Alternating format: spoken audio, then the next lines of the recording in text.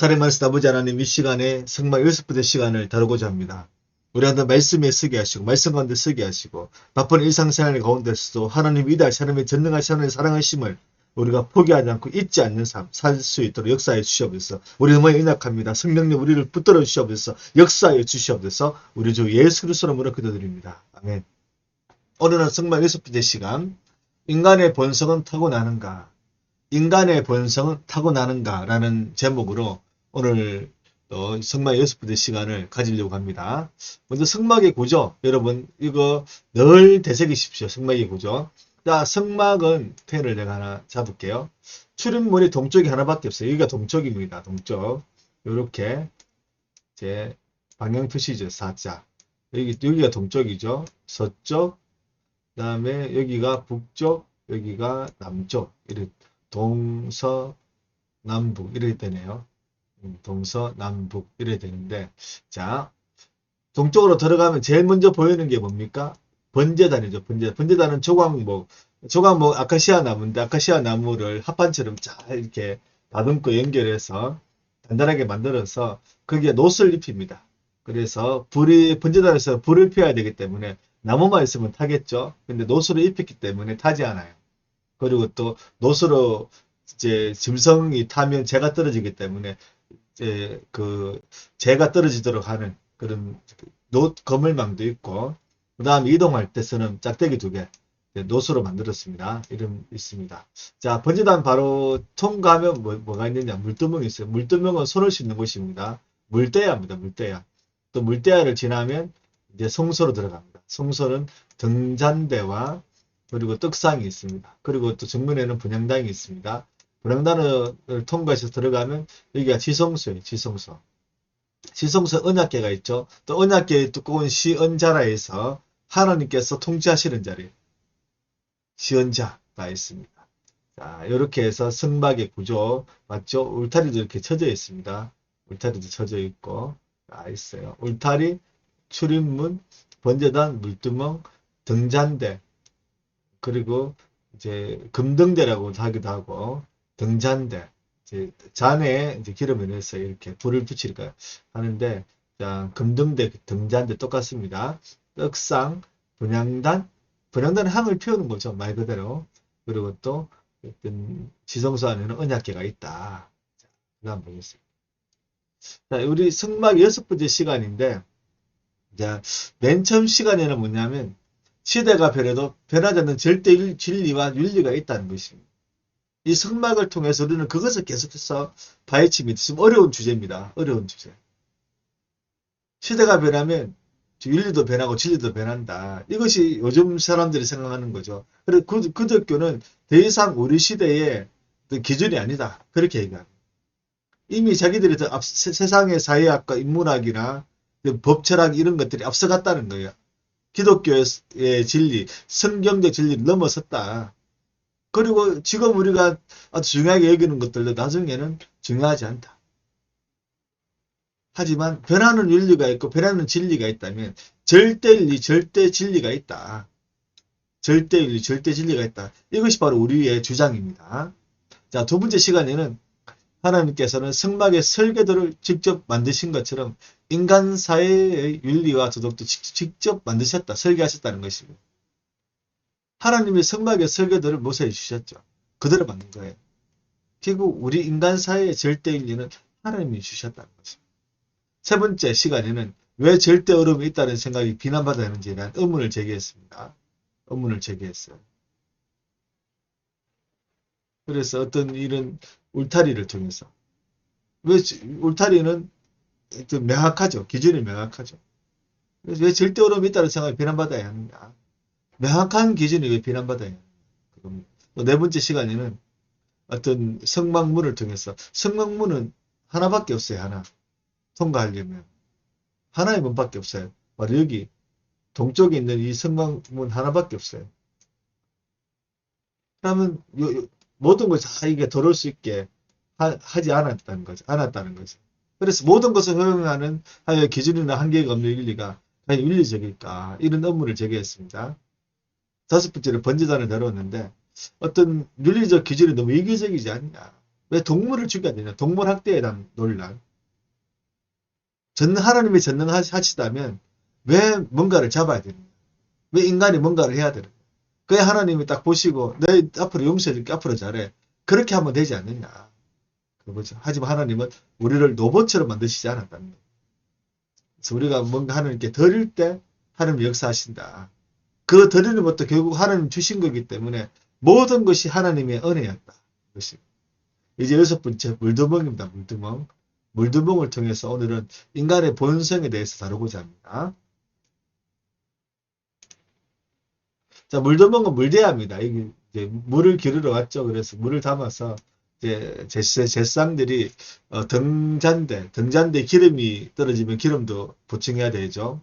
떡상의 떡도 12개의 떡도 안식일마다 교체를 해야 됩니다. 그리고 들어가야 되죠.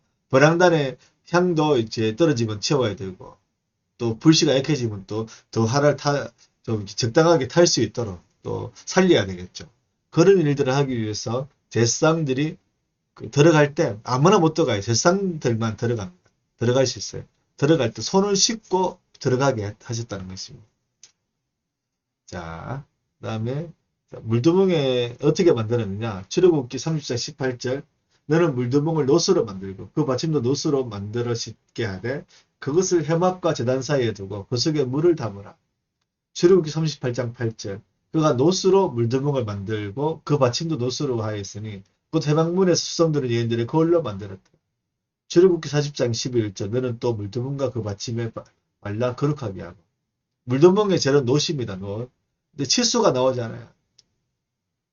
뭐 최대한 크게 만들어라. 거기에 그 공간에서 최대한 크게 만들어라.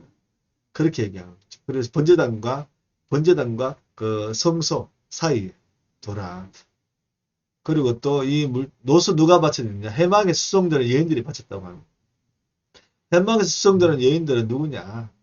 뭘 했느냐? 바로 어떤 짐승을 가족을 벗기고 내장을 드러내면 여기저기에 좀 약간 쓰레기들이 있을 거잖아요. 그거 치우는 역할을 했죠.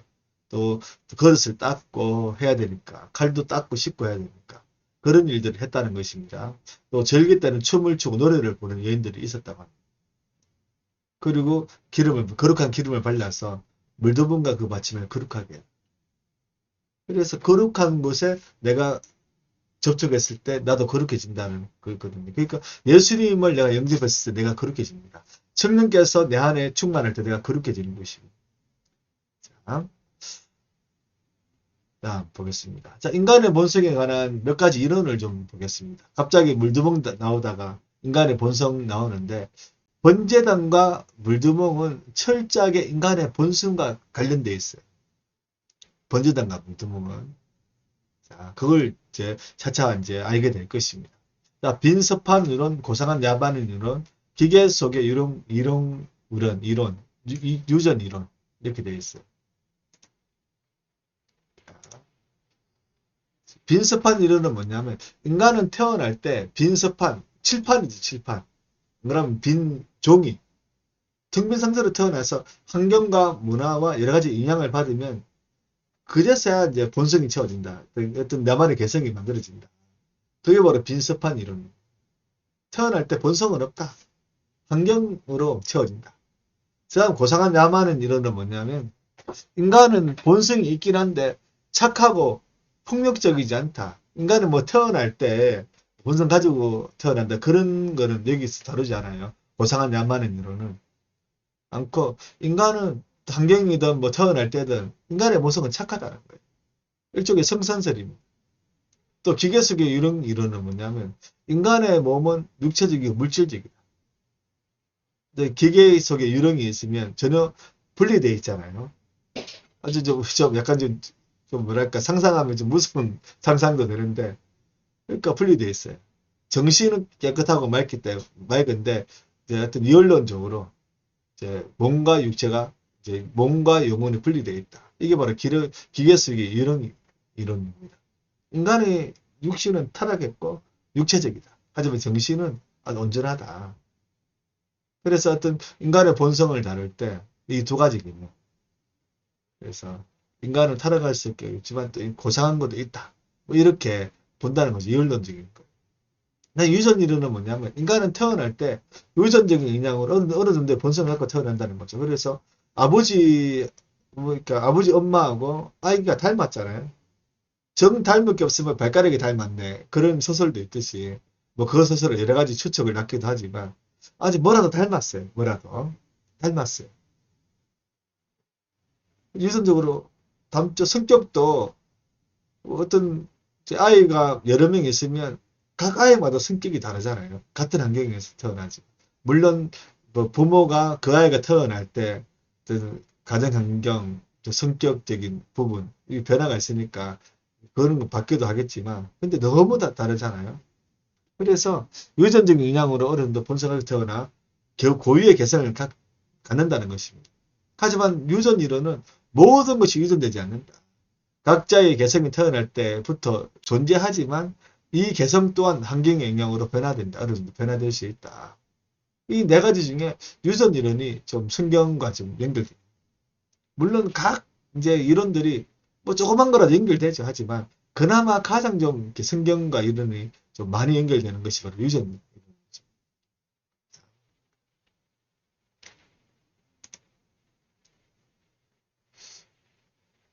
우리는 번지단을 다루면서 원죄를 다뤘습니다. 원죄. 잠깐 살펴보았습니다.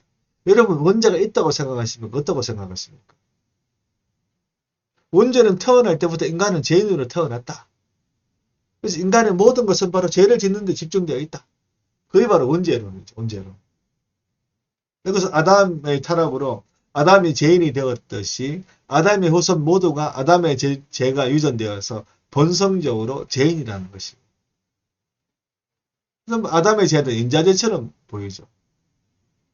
그러니까 모든 인간은 태어나면서부터 평생 죄값을 치러야 하는 희망 없는 삶을 살다가 희망 없이 자녀를 낳고 희망 없이 죽어야 한다. 그렇게 보일 수도 있어요. 더군다나 원죄로는 인간은 죄를 피할 수 없다고 얘기하거든요. 본성적으로 악인은 될 수밖에 없다는 겁니다. 현실이 너무 더럽죠. 그래서 원죄라는 것 자체가 없으면 좋겠다.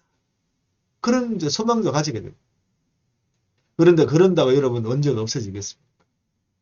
갓난아기도 이기심을 발휘하죠. 갓난아기도.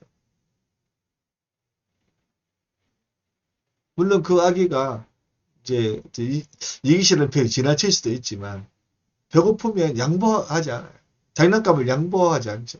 근데 서서히 사회성이 길러지면서 양보하고 또 칭찬하고 격려하는 거, 다른 사람을 세워주는 것들이 이제 생기게 되는데, 그러니까 그런 걸 봐도 인간은 태어날 때부터 죄인으로 태어난다는 것을 좀 증명하는 것 같아요.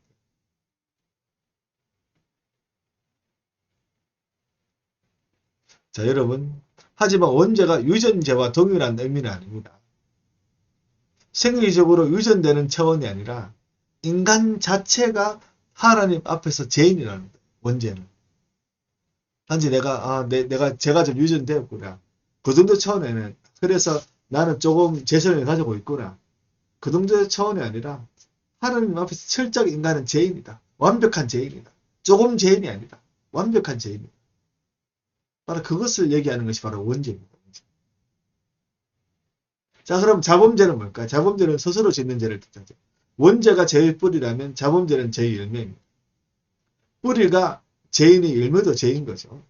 죄의 열매는 우리 일상에 늘 경험하는 겁니다. 미움, 시기, 다툼, 폭력수, 도둑질, 거짓말, 낙심, 불신, 두려움.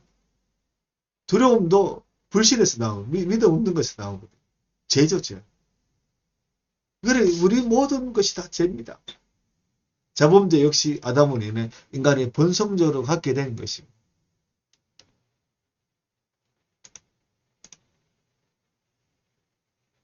근데 언제나 모든 문제의 답은 하나님께 있듯이 하나님께 죄로부터 벗어날 방법이 있어요. 다른 데 없어요. 하나님께만 있습니다. 바로 예수 그리스도시죠. 고린도전서 15장 22절. 아담 안에서 모든 사람이 죽음같이 그리스도 안에서 모든 사람의 삶을 얻어. 히브리서 10장 10절. 이 뜻을 따라 예수 그리스도의 몸을 단번에 들으시고 나면 우리가 거룩함을 얻었노라. 거룩함을 얻었다는 구원받았다는 거예요. 거룩하지 않은 사람이 지옥 갑니다. 거룩함을 얻었다 구원받았다는 거죠. 자, 또 다시 번제단과 물두멍을 다시 잠깐 살펴볼 건데요. 자, 번제단과 물두멍의 배치 순서를 기억해 봅시다. 번제단이 먼저 나오죠. 그 다음에 물두멍이 나와요. 그래서 번제단은 원죄를 해결하는 것, 물두멍은 자범죄를 해결하는 하나님의 속죄 장치가 된다는 것입니다. 여러분, 우리는 태어날 때부터 각자의 개성을 갖고 태어납니다. 그 개성의 근본에는 죄를 추구하는 본성이 있습니다. 본성은 타고납니다. 이 본성은 예수 그리스도 십자가 죽으심으로 변화될 수 있어요. 이것이 바로 우리 희망입니다. 예수님을 구원자로 믿는 자마다 죄의 본성과 지옥의 심판에서 구원받아 자유하게 되는 것입니다. 그럼 우리가 사는 환경은 어떻습니까? 번제단을 통과했지만 물두멍이 필요해요. 우리가 거룩하게 살도록 세상은 내버려두지 않습니다. 근심, 걱정, 시기, 질투, 물질에 대한 피로, 그러니까 절망하게 되고 약심하게 되고 욕심 갖게 되고 끊임없이 그것들이 우리 안에 일어나고 우리를 그렇게 망가뜨리는 것입니다. 우리의 본성이 십자가 보혈로 거룩하게 변화되었다고 하지만 여전히 우리는 죄의 환경 가운데서 죄를 지을 수밖에 없는 것입니다. 그 죄의 문제를 물두멍에서 해결하게 되는 것입니다. 그래서 물두멍을 해결해서 담대하게 성소로 나아가고 또 지성소로 나아가게 되는 것입니다. 인간의 본성은 타고났지만 예수 그리스도를 통해서 이 본성은 거룩하게 변화될 수 있다는 것입니다. 그래서 물두멍은 해결을 뜻해요. 해결. 그래서 물두멍이 있다는 것은 세계의 환경이 중요하다는 것을 얘기합니다. 공식적인 기도나 예배뿐만 아니라 개인 기도, 개인 예배 때에도 우리는 끝없이 해결을 해야 됩니다. 그리고 회개한 후에는 성령의 깨끗하심을 의지해서 내 죄가 용서받았다. 내가 거룩하게 되었다. 담대하게 하나님 앞에 나아가는 것입니다. 성소를 통과하고 지성소로 나아가야 돼요. 히브리서 9장 14절. 하물며 영원하신 성령으로 말미암아 흠없는 자기를 하나님께 드린 그리스도의 피가 어찌 너의 양심을 죽은 행실에서 깨끗하게 하고 살아계신 하나님을 섬기게 하지 못하겠느냐. 깨끗하게 했으니까 하나님을 섬기기 위해서 성소로 들어가고 지성소로 들어가라 얘기하고 있는 거예요. 회개의 환경이 회개에만 머물게 되면 온전한 그리스도인이 될 수 없습니다. 늘 죄책감에 휩싸이게 되고 늘 두려워하게 되고 걱정하게 되고 과도한 두려움, 과도한 걱정이 있어요. 하지만 회개 환경이 회개뿐만 아니라 용서의 기쁨, 자유와 용기로 골고루 채워질 때 우리의 삶을 변화가 된다는 것입니다. 여러분 회개 환경을 바꾸십시오. 회개하지 않는 분들 회개하십시오. 회개 환경을 조성하십시오. 조성할 때 회개뿐만 아니라 용서와 자유, 용기 그것들로 회개 환경을 채우십시오. 그럴 때 우리의 삶은 변화가 있는 것입니다. 기도하겠습니다. 사랑의 주님, 물두멍을 통해 다시 한 번 더 우리의 본성이 제약된 본성이지만 예수 그리스도를 통해서 깨끗하게 되었다는 것을 다시 확인하게 되었습니다. 우리가 회개하게 도와주십시오. 우리가 끝없이 회개하게 도와주십시오. 하지만 그 회개하는 가운데 우리의 용서의 기쁨이 있게 하시고 자유가 있게 하시고 담대하게 하나님의 의지하는 마음, 하나님께 우리의 필요를 구하는 마음, 그런 응답받는 그런 삶을 살겠다는 그런 다짐들이 있게 하여 주시옵소서. 우리의 삶에 건변 변화가 있기를 원합니다. 우리 주 예수 그리스도로 기도드립니다. 아멘.